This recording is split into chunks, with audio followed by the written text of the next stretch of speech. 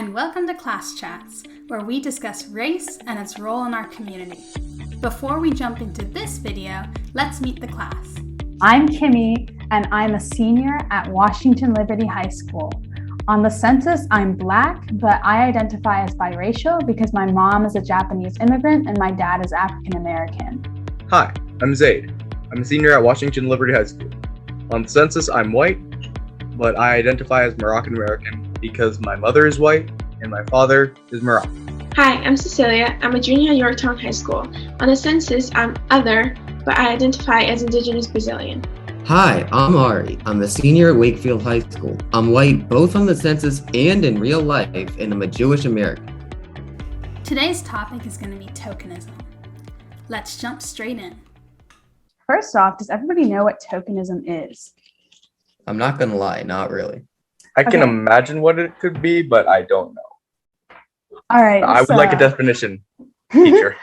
I would like a definition. So tokenism is the phenomenon when students of color, who are usually the only students of color in their classes, are used as the exemplar student of color for all the white people in their class. And they're essentially the token person of color to represent their entire race to the class.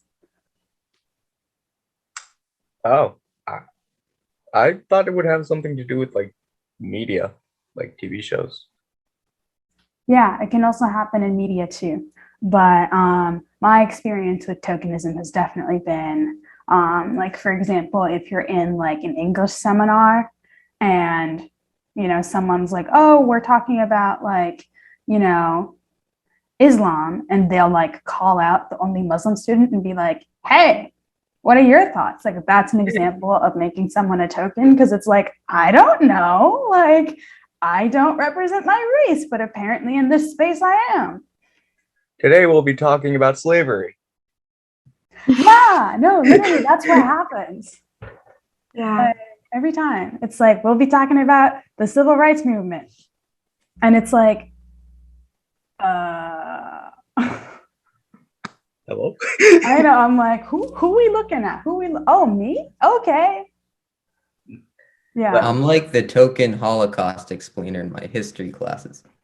I know that for me at least, like, I should say, first of all, kind of like Moroccan heritage, and I'm very interested in Moroccan and Arabic culture.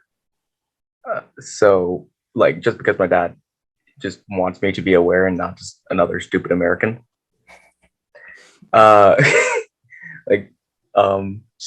So whenever like issues about like North Africa or like the Arabian Peninsula come up, or even Islam, I sort of get baked. No, I don't think it would probably be as bad as you can be, because I'm not Arabic from the way that I look. You are Black.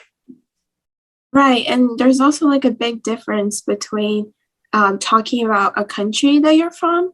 Like, I'm from Brazil, and every time something comes up, like in history class or, you know, just a fun fact, there's a difference between talking about Brazil customs and talking about the race that I represent, right? Because not everyone that has the same race is from the same place, has experienced the same things. And people from the same country are most likely to have experienced the same things than people from the same race, except when it comes to, you know, racism.